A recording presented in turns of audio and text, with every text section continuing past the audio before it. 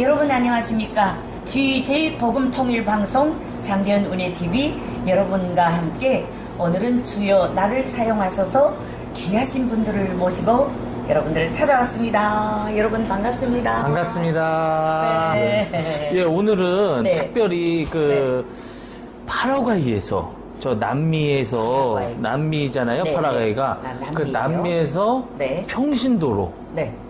평신도로. 목회자도 아니시고 네네. 평신도로 약 40여 년 가까이 네. 그것도 자비량으로 사역하신 네. 우리 선교사님을 잠깐 만나볼 텐데요. 네. 제가 이 선교사님을 간접적으로 좀 예. 겪어보면서 네. 제가 너무 은혜를 많이 받았어요. 네. 네. 그래서 오늘 우리 최도진 선교사님하고 네. 우리 사모님 네. 이제 함께 네. 얘기 나누는 시간 갖도록 하겠습니다. 네. 반갑습니다. 반갑습니다. 반갑습니다. 네. 근데 두 분을 본인 소개부터 해보세요. 예, 우리 선교사님 소개부터 네. 한번 좀 부탁드릴게요. 네, 저 화면 보시고. 네. 네, 저는 1952년생이고요. 파라과이 간지가 지금 현재 39년 되고, 자비량으로 그동안에 파라과이에 이제 교회를 개척하고, 또 병원도 했고, 고녀라도 도우면서 이제 마지막 사역으로, 산속에 있는 인디언들에게 이제 복음을 전하는 그런 사역을 하고 있습니다. 네. 그러시군요. 대단하시네요. 정말 훌륭하십니다. 예. 우리 사모님도 간단하게 소개해 주세요. 이름과 저는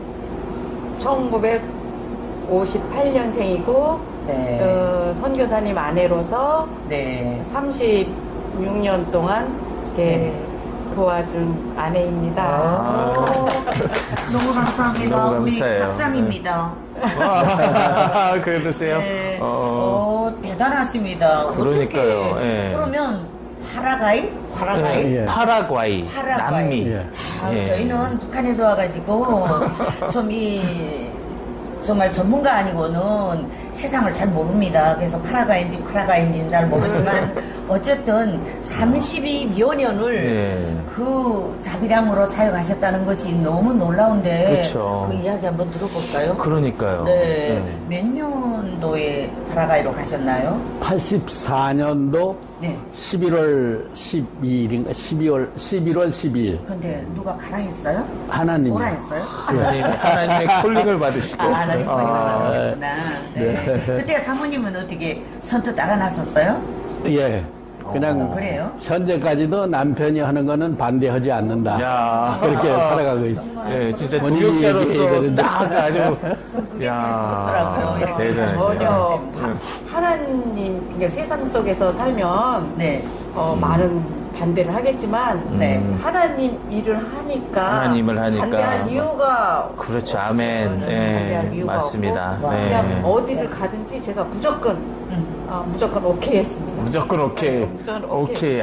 정답을 말씀하시는데. 하나님의 응답에 우리는 무조건 오케이를 해야죠. 뭘 하시죠? 근데 성교사님, 지금 그렇게 오랜 기간 사역을 하시면서 일단 가장 제가 먼저 궁금한 거는 그 어려움이 특별히 이렇게 어떤 어려움이 가장 크게 있었는지 그걸 한번 먼저 듣고 싶어요. 어떤 사역을 하실 때 가장 큰 어려움이 있었는지. 어려움은 어쨌든 자비량을 하다 보니까 네. 이제 물질적인 게 제일 어려움이 있었고요. 그렇죠. 맞아요. 예. 물질이니까요. 맞아요. 예, 네.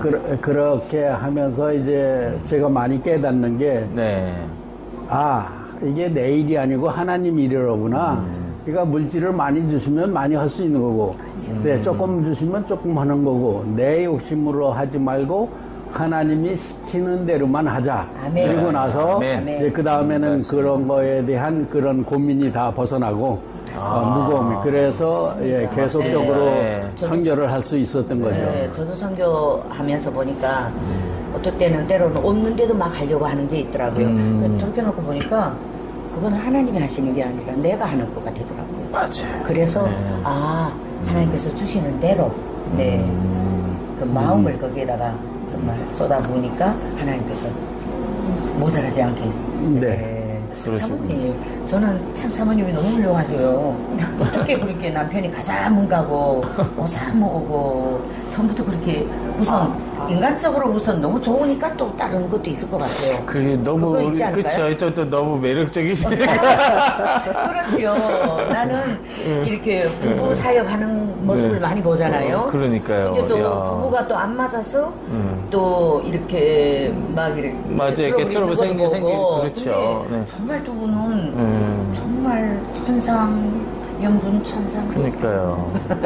맨 처음에는 진짜 물질적으로 어려운 게 많았죠. 그렇죠. 하늘을 네. 보고 진짜 울기도 많이 울고. 그러셨구나. 근데 하나님 이렇게 사역을 하는데 물질을 주셔야지 우리도 사역을 할 거 아닙니까? 네. 하라 해가지고 하라 했으니 주셔야지요. 네. 네. 그래가지고 그걸 많이 울기도 많이 울었죠. 그러셨구나. 근데 어느 순간에 네. 그냥 마음이 내려지면서 다 채워주시더라고요.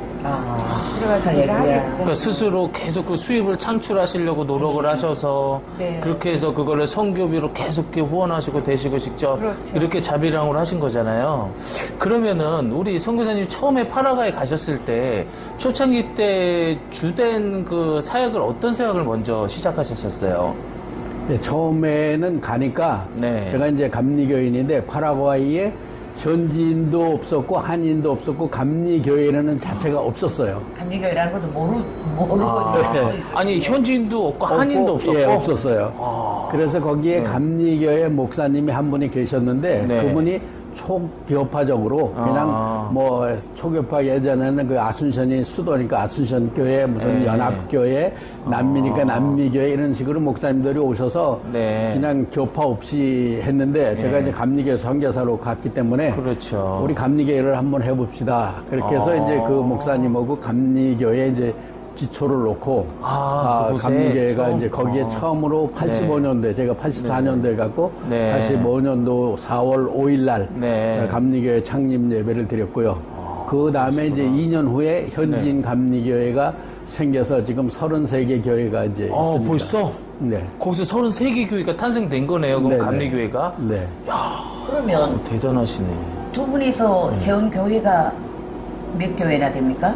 예, 저희는 그냥 감리교회니까 그냥 감리 한인교회를 했고 현지인은 이제 현지인들이 현지인 예, 감리교회가 2년 후에 생겨서 교회를 세울 수 있도록 예. 두 분이서 많은 이런 선교와 도움을 주셨네요. 네, 그러니까 그때 당시에는 이제 2년 후에 브라질에서 선교사가 오셔서 같이 우리 한인 교회하고 협력하면서 이제 교회가 성장하게 된 거죠, 현지인 교회가. 그러시군요. 그러면 파라과이에 가셔서 먼저 어떻게 수입을 창출하자면 뭔가 창사를 해야 될 거 아니에요? 그거부터 하셨나요? 저희가 그렇죠. 장사 예. 네, 옷가게. 옷가게. 네, 옷가게를 네. 저희가 매주분이 시작을 했는데 네. 이게 말이 안 통하니까 네.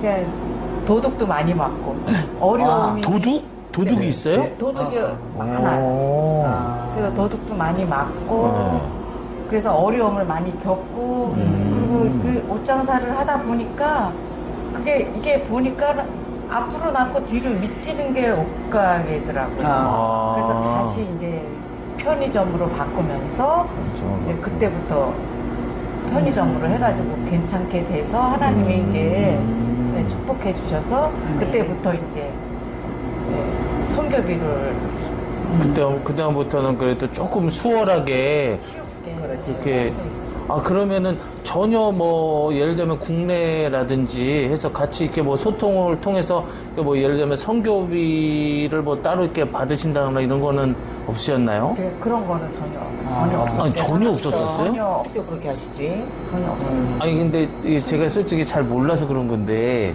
그러면 이제 감리회 쪽에서도 국내에서 뭐 예를 들자면 뭐 매달 뭐 100만 원에도 얼마든 이렇게 보통 뭐 이런 게 있잖아요. 그런 것도 없으시는가요? 네, 감리교회의 선교사가 네.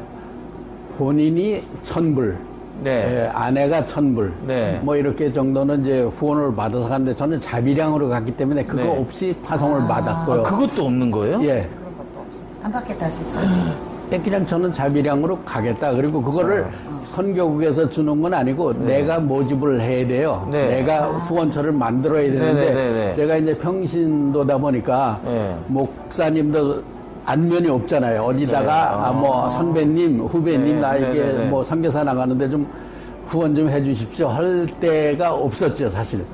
그러니까 예, 가고는 가긴 하고 그래서 네. 모든 것이 지금까지 보면은 계산 없이 그냥 계산했으면 못 갔을 거예요, 그때도. 그렇죠. 진짜 네. 모든 것이 하나님의 은혜네요. 정말 은혜고 또 순종해야 그렇죠? 아니, 이제 참 부끄러운데 이제 선교사님 말씀드리면서 자꾸 이제 부끄러운 생각이 많이 드는 게 아니 저라면은 제가 평신도라도 아마 국내 와가지고 여기저기 막 교회에다가 좀 후원 요청을 한다든지 그렇게 좀 할 텐데 그래야지 그만큼 선교 아까 말씀하신 실질적으로 현장에서 선교를 하려면 그렇죠. 물질이 얼마나 그게 중요합니까? 그 물질 그것 때문에 선교의 영역이 점점 넓혀지는 거잖아요. 네. 물론 저도 뭐 오랜 기간 아니지만 짧은 시간 동안 이제 선교사 훈련 조금 받긴 받았거든요, 저도. 네, 네. 그럼 그게 진짜 중요한 건데 어떻게 그렇게도 안 하셨는지 정말 저 한편으로 또 신기하기도 하고 그게 궁금한 거예요, 저는.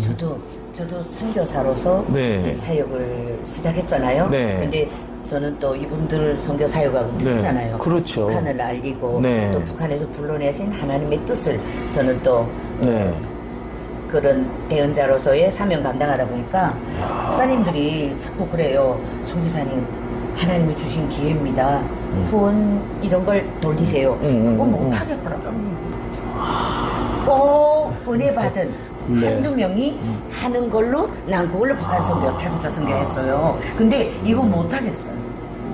그 마음일 것 같아요. 알 것 네, 같아요. 예. 네. 그리고 더군다나 이제 그때 네. 당시에는 파라과이에 그 멀고 네. 또 핸드폰도 없었고 전화도 어렵고 머니까 올 수 있는 경비도 없었고 그렇겠죠. 예. 맞아요. 예. 뭐 전화도 친척집이라도 부모님한테도 1년에 2번 추석 때 설날 때 이렇게 전화하면은 야야 전화요금 잘 있으니까 전화요금 많이 하니까 끊어라. 그 외에는 더 그렇겠네. 그때도 이제 전화요금이 나오니까. 예. 국제전화가 근데 참 두 분이 얼굴 모습도 선하세요. 그러니까요.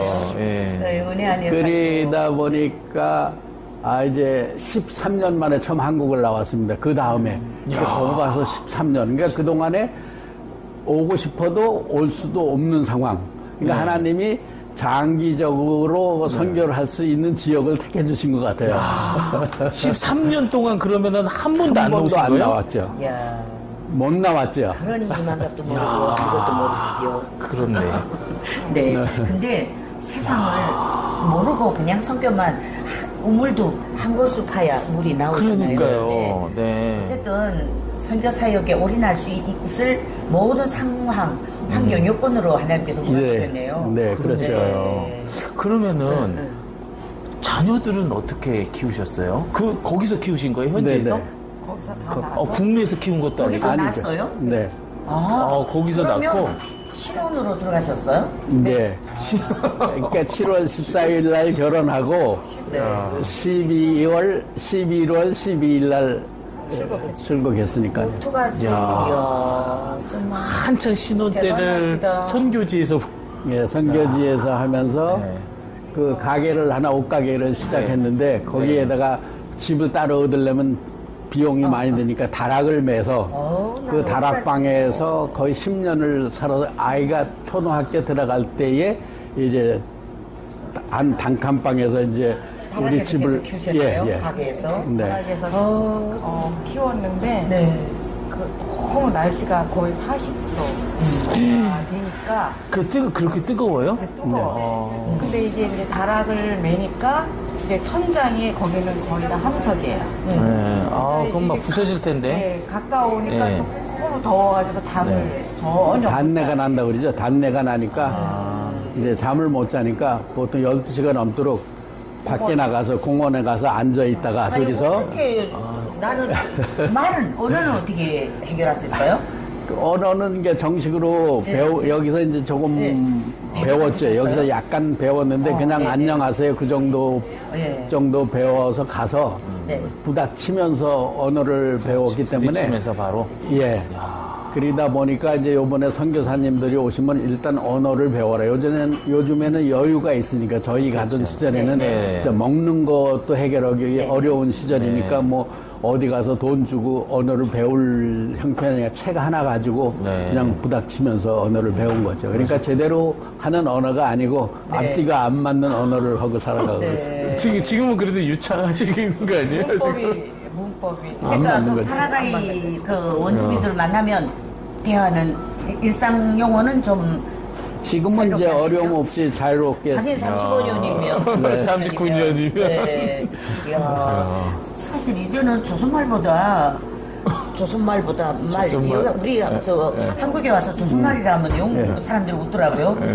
조선말보다 파라과이 말이 더 잘할 것 같아요. 그죠? 그렇지도 않고 네. 한국말도 잃어버리고 파라과이 말도 제대로 못하고 아, 그렇더라고요. 저도 미국에 가보니까 오래된 분들이 맞아요. 표현을 잘 못하더라고요. 표현이 애매하게 돼요. 맞아요. 그래요. 예. 그래서 처음에는 이 사람이 내 하는 말이 왜 이렇게 너무 이렇게 부정적인지 긍정적인지 도저히 이해가 안 돼서 그런데 알고 보니까 너무 30여 년 세월을 살다 보니까 표현을 할 줄 모르더라고요. 맞아. 그러니까 너무 아쉽더라고요. 우리가 80년도에 그 자체에 멈춰 있는 거죠. 한국은. 그러니까 음식이라든가 무슨 생활이라든가 맞다. 언어가 80년대 다 그 가셨으니까. 당시의 언어로 멈춰 있으니까 지금 한국에 나와서 네. 젊은 아이들이 하는 말을 못 알아듣는 게 있어요. 아우, 그렇지요. 그러면 이 한국 땅을 밟은 지 이제는 몇 년 만에 밟았어요? 요즘엔 그래도 거의 10년에 한 번, 이제 요번에 5번째 왔습니다. 건강. 39년 만에 제일 처음에 한국 왔을 때 13년 만에. 3년 만에. 13년 만에 왔을 때 어떻을 때까? 그때 느낌이 어떠셨어요? 그때는 많이 변했고 김포공항에서 떠났는데 네. 그 인천공항으로 내렸죠. 그때 어떻게 했어요? 우와 이거 뭐야? 표현했어요? 그렇죠. 많이 와. 변했네. 네. 와, 예. 이게 뭐지? 저는 그런 표현은 안 하고 네. 그게 딱 멈춰가지고 네. 어디로 가야 될지 방향을 잃었어요. 방향을 잃을 정도로. 네. 네. 어디로 그러니까 가야 익숙한 곳은 김포공항이니까 나와서 뭐 버스 타고 가면 되는데 갑자기 인천공항으로 가니까 그러셨을 수도 있겠네요. 방향을 이루고 방향. 한 발자국도 뛸 수가 없었어요. 그러면 그때는 지금처럼 이렇게 멋있는 고층 건물들이 막 있을 때였나요? 저희는 떠날 때에는 그 3일 빌딩. 3일 때. 아니, 3일 빌딩. 저기 청계천 쪽에 예. 맞아요. 예. 지금 있는지 없는지 모르는 그게 있어요, 제일 있어요, 높았죠. 있어요. 31층이라 그래서 3일 빌딩. 예. 저희가 2000년도에 한국에 왔어요. 들어오면서 너무 멋있는 거예요. 우리는 전 세계에서 평양이 제일 멋있는 줄 알았어요. 우와, 이게 뭐야. 평양이 제일 멋있지. 네. 그 다음에 인천공항에 탁 내려서 새벽에 버스를 대가지고 쫙 오는데 그 불빛, 찬란한 불빛, 그 찬란한 불빛 속에서 가장 격동됐던 불빛이 뭔지 압니까? 십자가 불빛. 진짜 어떻게 십자가가 그렇게 많을 수가 있어요? 십자가 불빛만 봐도 도시가 하나더라고요. 그래서 와 평양만 하나인가 했더니 평양은 밤 11시면 전기 소등하거든요. 네. 전기를 다 꺼요. 전기 사성 때문에. 근데 새벽 6시 사람들이 다 자는 그 시간에 어쩌면 이렇게 밝을까? 밝어. 예, 맞아요. 놀랐어요. 근데 나는 지금 그 생각을 하면서 파라과이에 39년 가 계신 분들이 심정이 우리 탈북자들과 같은 심정이 아니었을까 생각이 들었어요. 네. 그렇죠. 새로운 세상을 만난 거죠. 그 전에 저희가 네. 떠날 때에는 한국이 네. 어려웠죠. 네. 80년대에는. 그렇죠. 네. 그래서 파라과이가 거의 비슷했을까 그래요. 그럴 수 있겠네요. 흑백 텔레비전 볼 때 거기 칼라를 봤어요. 파라과이가. 파라과이가? 그래요? 파라과이는 어떤 국가예요? 그랬는데 파라과이가 말 그대로 미국 밑에 있는 거죠. 예, 남미의 남미. 정중앙에 남미. 브라질, 아르헨티나, 볼리비아 아마존 그 있고 가운데. 이런 거 네. 인디언, 소비에서 아마존. 발전은 했겠다. 예. 아니죠. 아닌가? 예, 저 완전 다르죠. 그래요? 그러니까 거기 이제 아마존 있고 막 그런 데잖아요. 네, 가깝죠. 예, 아마존 막 밀림 있고 막 그런 데. 그쪽에 이제 브라질이고 거기서 바로 붙어 있는 나라니까. 있는데. 예. 예. 근데 거기는 현재까지도 신기하다. 그냥 멈춰 있는 상태고. 아, 거기는 그때에서 예. 발전을 안 하고 계속 이렇게 멈춰 있는 발전하긴 상태죠. 하지만 그렇게 크게 발전이 아니라 아. 이제 한국같이 발전한 나라가 없죠. 네. 그죠? 이제 진짜 대한민국은 그러면 그때 거기서 처음에 이제 같이 사역을 하실 때 아까 말씀하신 게 감리회도 세우시고 나중에 36개, 33개 교회가 이렇게 감리 교회가 예, 그 현지인 교회가 현지인 교회가 이제 또 이제 선교사님 가신 뒤로 이렇게 부흥을 했잖아요. 그 뒤로 했던 뭐 주된 사역이 또 있을까요?